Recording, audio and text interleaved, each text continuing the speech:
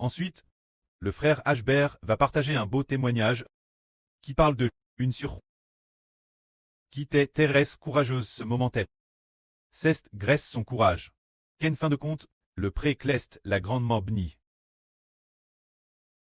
C'était en 2024. Le frère Ashbert avait fini de traduire la Bible, et il a donc décidé d'imprimer la Bible. Mais, nous, tous les enfants savons qu'imprimer la Bible est illégal. Si on se fait attraper, on risque de très puni par les autorités, ou bien d'aller en prison ou ce genre de choses.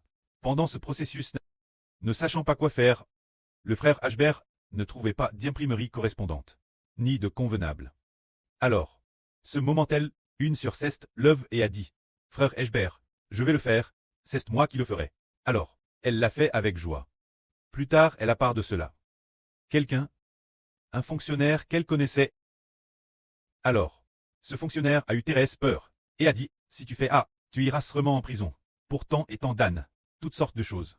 Sans cesse, il disait cela la sur Cest fcheux, et a simplement décidé de ne plus laisser cette personne savoir quoi que ce soit. Concernant l'impression du livre du prêt, pas la moindre petite chose, elle ne lui a plus rien laissé savoir. Alors cette personne a proféré des menaces, mais notre sœur a-t-elle eu peur? Pas du tout. Au contraire, elle l'a fait avec encore plus de détermination. Plus tard, le prêt nous a révélé que cette sœur est la sœur mère de la nation. Se dire. Notre sœur lune.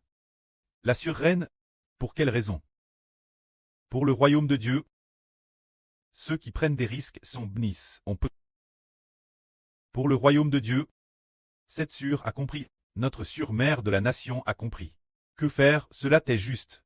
Elle savait que c'était juste, puisqu'il s'agissait des affaires de la maison du pré, elle n'achèterait devant rien. Madame, si elle rencontrait, si vraiment des fonctionnaires l'arrêtaient pour cela, et la jetaient en prison, elle le ferait volontiers. Ce moment-elle, nous avons donc compris que grâce une telle foi, elle a été bénie par Dieu. Parlons aussi de ce qui est écrit dans l'Exode. Il y avait deux femmes qui ont courageusement fait une chose juste. Par la foi, faire ce qui est juste. A été béni par Dieu. Dans l'Exode, il est raconté que Pharaon, le roi d'Égypte, voulait tuer les nouveaux mle des Israélites.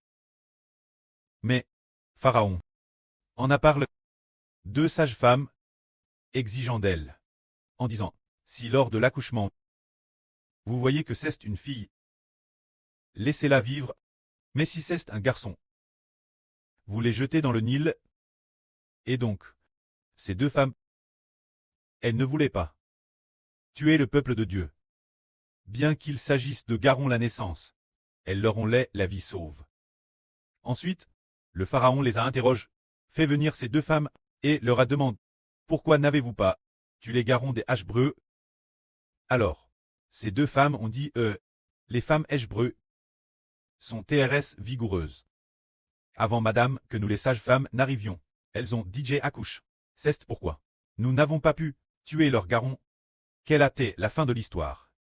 Dieu a béni ces deux femmes, a béni ces deux sages-femmes, leur a fait fonder des familles, leur a fait fonder des foyers, et avoir des enfants.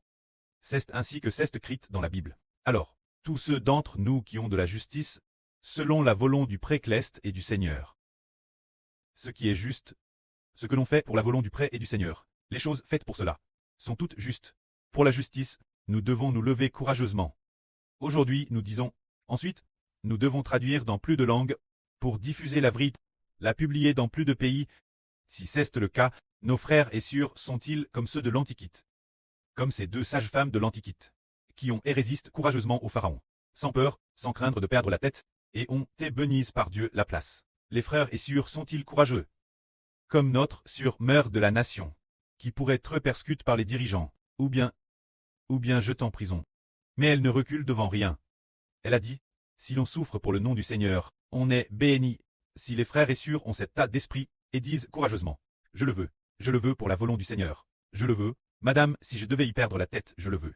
Et de plus, peu importe la fatigue, je le veux. S'il en est ainsi.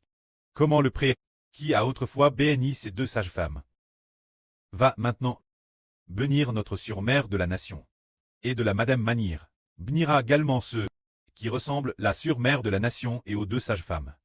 Ses frères et sœurs courageux et fermes. Que la gloire soit rendue au prêtre et au Seigneur. Amen.